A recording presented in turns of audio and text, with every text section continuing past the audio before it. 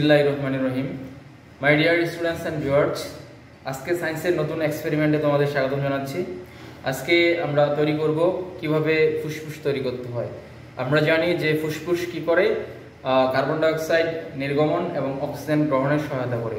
ফুসফুস যখন সংকুচিত হয় তখন আমরা বাইরে থেকে নিঃশ্বাসের মধ্যে অক্সিজেন গ্রহণ করলাম, এবং ফুসফুস যখন প্রসারিত হয় তখন আমরা প্রশ্বাসের মাধ্যমে আমরা কি করলাম, এই কার্বন ডাইঅক্সাইডগুলো ত্যাগ করলাম। তো ফুসফুস আমাদের একটা গুরুত্বপূর্ণ অঙ্গ। তো আমরা ফুসফুসটা আজকে আমরা কি করব, বিভিন্ন উপকরণের মাধ্যমে ফুসফুস তৈরি করব। তো প্রথমে ফুসফুস তৈরি করার জন্য আমি একটা প্লাস্টিকের বোতল নিয়েছি, আর কয়েকটা বেলুন নিয়েছি, আর কয়েকটা জুস খাওয়ার যে স্ট্র আছে এই কয়েকটা স্ট্র নিয়েছি, এবং কি করছি, কাঁচি নিয়েছি। হ্যাঁ, তো এই উপকরণগুলোর সাহায্যে আমরা এখন একটা কি করব, ফুসফুস তৈরি করব, মানব ফুসফুস তৈরি করব। এখন দেখো, আমি প্রথমে এই যে হাতে রাখা বোতলটি কি করব, এই বোতলটাকে আমি কেটে নিব। তাহলে বোতলটাকে প্রথমে আমি কেটে নিই। তোমরা যে বোতলটাকে আমরা কেটে নিলাম, কেটে নেওয়ার পরে আমরা এখন কি করব, এই যে বোতলটা কাটার পরে এখন আমরা এই যে বোতলের যে সিপি আছে, সিপিটা এখানে ছিদ্র করে নিব। তাহলে এই যে বোতলের সিপিটা ছিদ্র করে নিয়েছি, এখন এটাকে এখানে লাগিয়ে দিব। লাগিয়ে দেওয়ার পরে এখন এই যে আমার হাতে যে স্ট্রোগুলো আছে, এই স্ট্রোগুলোকে আমি প্রথমে দুইটা স্ট্রোকে সমানভাবে কেটে নিব। তারপরে এখন আমরা যে স্ট্রোগুলো আছে এই স্ট্রোগুলোকে কি করব, আগে সমানভাবে কেটে নেব। তাহলে স্ট্রোগুলোর দুই প্রান্ত আমি প্রথমে ব্লেডের সাহায্যে কি করব, এই দুই প্রান্তটাকে উত্তম রূপে কেটে নেব। কেটে নিলাম। হ্যাঁ, কেটে নেওয়ার পরে এখন আমি কি করব, এখানে আরেকটা স্ট্রোকে এখানে প্রবেশ করিয়ে দেব। তাহলে একটা স্ট্রো এই কাটা অংশগুলো আমি কি করব, এর মাঝখানে প্রবেশ করিয়ে দেব। তাহলে এখানে ভালোভাবে এটাকে আগে ট্যাপ দিয়ে আটকিয়ে দিই, যাতে এটা ছুটতে না পারে। তাহলে প্রথমে কি করব, এই দুটোকে এখন ট্যাপ দিয়ে উত্তম রূপে আটকে দেব। এটার অংশ কেটে নিতে হবে আগে, মাথাটা, তাছাড়া এটা হচ্ছে না।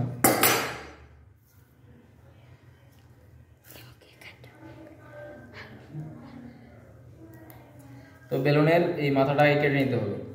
তারপরে কাটার পরে এই বেলুনটাকে আমরা কি করব, এর ভিতরে বেঁধে দিব। পেঁচিয়ে এই বেলুনটাকে এখানে কি করি, ট্যাপের সাহায্যে এই বেলুনটাকে আটকে দিই। মাথা কোথায়, এই ট্যাপ দিয়ে প্রথমে এই বেলুন দুইটাকে কি করব, আটকে দিব। তাহলে এই বেলুন দুটিকে ভালোভাবে স্ট্রোর সাথে আটকে দিব, যাতে করে বাতাস বেরোতে না পারে। পরিষ্ঠতে আরেকটা বেলুন আটকে দিই।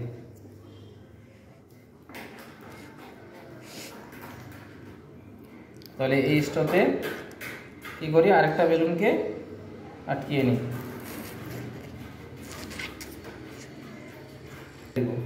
যাতে করে বাতাস বেরোতে না পারে। তাহলে এই বেলুনটাকেও প্রথমে আমরা কি করব, এই কস্টেপের সহায়তায় এই বেলুনটাকে বেঁধে দেব। দুই কালারের দুইটা বেলুন স্ট্রোর সাহায্যে প্রথমে আটকে নিলাম। নেওয়ার পরে এখন আমরা এটাকে এদিক থেকে টানব। হ্যাঁ, এদিক থেকে টেনে এটার ভিতরে প্রবেশ করিয়ে দেব।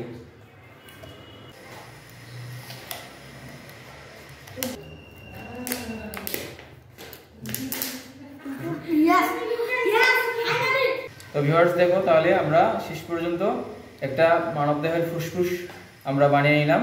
তাহলে সর্বশেষে আমরা কি করছি, এই যে বেলুনটাকে পিছন দিকে আটকে দিয়েছি। এখন আমি যদি এখান থেকে টান দেই, তাহলে দেখো কি হচ্ছে, এখান থেকে এই যে বেলুনগুলো এই দেখো ফুলে যাচ্ছে অটোমেটিক। আমরা জানি ফুসফুসের যে টান দিলে কি হলো, প্রসারণ, ছেড়ে দিলাম সংকোচন, আবার টান দিলাম প্রসারণ, ছেড়ে দিলাম সংকোচন। তাহলে এভাবে সংকোচন এবং প্রসারণের মাধ্যমে আমাদের ফুসফুস যেমন পাম্প যন্ত্রের মতো কাজ করে, কি করে, এই অক্সিজেন এবং কার্বন ডাইঅক্সাইড, অক্সিজেন পরিবহন এবং কার্বন ডাইঅক্সাইড বাইরে বের করে দিতে সহায়তা করে। তাহলে দেখো, আমরা খুব সহজেই বেলুন, বোতল এবং স্ট্রোর সাহায্যে আমরা কি করলাম, ফুসফুস বানাতে পারলাম। দেখো খুব সুন্দরভাবে এই যে ফুসফুসটা কি হচ্ছে, আমরা নিচ থেকে টানতেছি আর এই যে এগুলো খুলে যাচ্ছে।